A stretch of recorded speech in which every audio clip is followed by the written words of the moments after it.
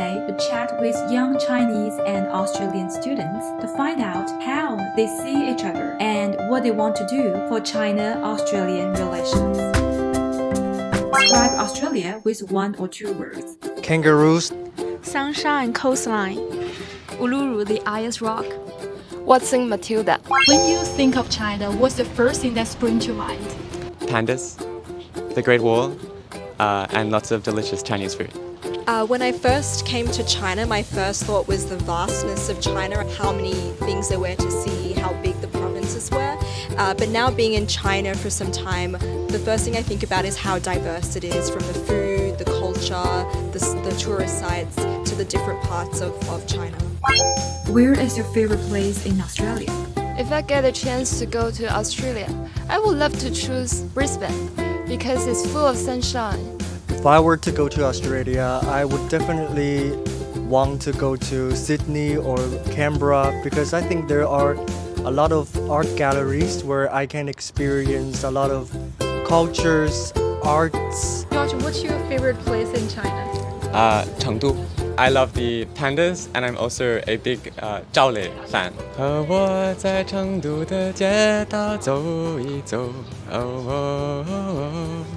直到所有的灯也都点亮，也不停留。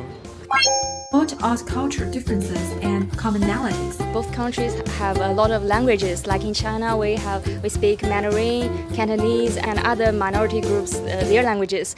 And in Australia, they have a lot of indigenous people speak their languages. I think one similarity and difference is actually the natural scenery. I think that Australia and China both have such abundance in natural beauty, from deserts to farmland and agriculture to coastlines. Both countries care a lot about their environment and wanting to protect and preserve that. And in a way, also a difference is the sense of community.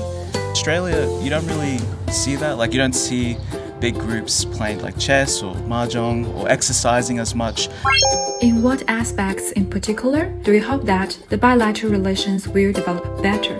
Educational opportunities for young people in particular. I think one of the gaps we're seeing in Australia is a lot of young people might not have that China language skill or the cultural understanding. So I think schools need to start early in bringing in Chinese language classes and creating the foundations for young people to have the desire then to maybe explore further, study Chinese studies at university, and maybe go overseas. In the cultural sphere, particularly through art exchanges. And Australia and China has a long history together. And it's a history that is both positive and negative, and by using art, we can begin a conversation that delves deeper into the relationships that have been formed throughout this history. And really chart a new course, I think, between not just young people, but all people in Australia and China. I want to see the improvements of trade, bilateral trade the most. And I think the trade can improve the trust, the mutual trust of the two countries, and the two countries can be better off with the trade. Can you imagine where you will be and what you will be doing 10 years from now? My ideal in about 10 years would be working somewhere in the Australia-China space, hopefully being able to apply some of the language skills and cultural knowledge that I get from being here. I hope to be doing something where I can help to bridge that gap between Australia and China and potentially the rest of Asia. I think increasing dialogues between Australians and Chinese students, for example, and young people is really crucial. If I get a chance to teach at the Confucius Institute in Australia, I would be very happy. Language has always been playing a role of communications. I have some experience of creative poetry writing. By teaching creative poetry writing, I can also create the environment of poetry writing to help the students appreciate beauty and also embrace nature. 繁花开放时，泛舟驶向南。蜿蜒迢迢万里路，帆船傍岸缓。